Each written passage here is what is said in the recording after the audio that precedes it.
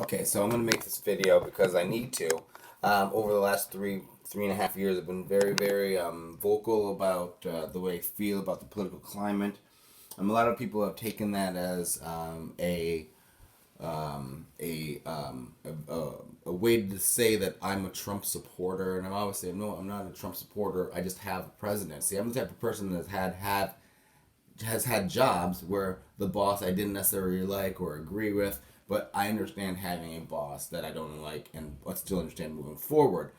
I've been forced to defend ideas because a lot of people's assumptions, Russia, PP tape, all that stuff has been so weird that it's like I needed to kind of like, this is crazy. How can you think this? And then therefore, how can you come to these such conclusions based on that?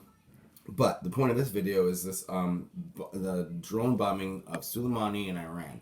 Now, I understand not talking to Congress because Congress literally obstructs everything. In the same sense, Obama. I'm not saying it's any different, but there's more vitriol to the way in which they are just saying no to anything that the President Donald Trump wants.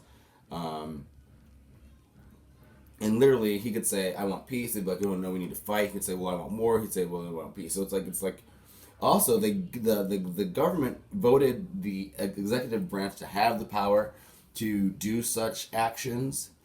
And when they did that, I was upset. And the funny thing is, like, I think they did it within Trump's term, which was very strange. So the Congress and the government at large gave the executive branch, the president, the powers of war without going through Congress.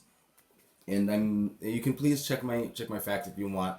I think they did something similar with Obama. I think they've just been kind of moving the legalese goalposts ever since the war on terror. Now, um, it's hard to trust the news, because as you watch it change. He was a terrorist. Now he's revered. It's like they at his funeral. They said on NPR that there was a stampede and 40 people died and 200 people got injured.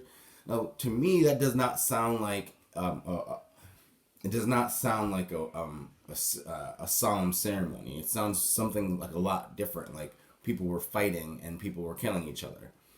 And even if they weren't fighting and killing each other, there was a stampede, so people were killing each other.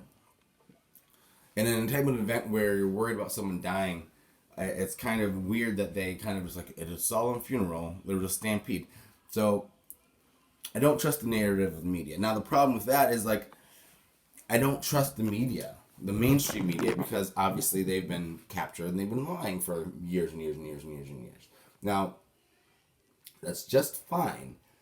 But now, putting it on Trump, now they're saying that the reason they did this drone attack, assassination, is because of an imminent attack. Now, I definitely know that I'm not the president. I definitely know that I'm not in general. I definitely know that I don't have access to the information. But what I do know is that this just sounds very flimsy because we have because the word imminent attack is what they need in order to do such actions, and sometimes just using words in order to engage in murder or assassination or protection, quote unquote, is something that they've been doing for a long time. So what I find annoying is that they're using this vagary to justify this action. Now, the media is spinning it into World War III. Suleiman is a terrorist, and then he's a leader. And then today they said he went to engender peace. So my only issue is that I don't believe anybody. And the only way I would believe it is if Donald Trump said, "Well, here's the imminent attack. This is the C4. These are the bombs. These are the 7 people that we're gonna walk it over there. This is the map." But the vagaries are just like yellow cake to me. It's just like the Afghanistan papers. It's just like the woman who was the daughter of the prince that said they saw babies being thrown on the floor. I need something a little more. Now, at the same time, we've literally been at war for 20 plus years, right?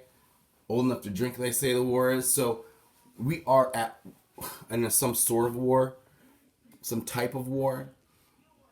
So I can't also be, oh gosh, I can't believe we did that because we've literally been doing this. Now, I guess my concern is the continuance of that plan that General Wesley, I think that's his name, found out about like Iraq and Iran and Saudi Arabia and Somalia, like hitting all these places, U.S.-led invasions to take them over, destabilize the region so that they can control the certain resources that are over there. Like, do I believe that Donald Trump is now drank that Kool-Aid? I mean, what, in Venezuela, in Iraq, they're like, oh, he said we're there now. We can secure the oil fields, which no one president has ever said. I thought it was crazy, and also very transparent. And it made me, even though I didn't understand, not I understood, even though I didn't enjoy the idea of that, but at least he was being honest, because that's honesty. So, I guess uncertainty in our political systems is still good, alive and well. Yeah, I see. Look at this. Nice. What do you got there? What does do that? You got a grape on a stick. Can I have it? It just do that. Say bye-bye. Bye bye.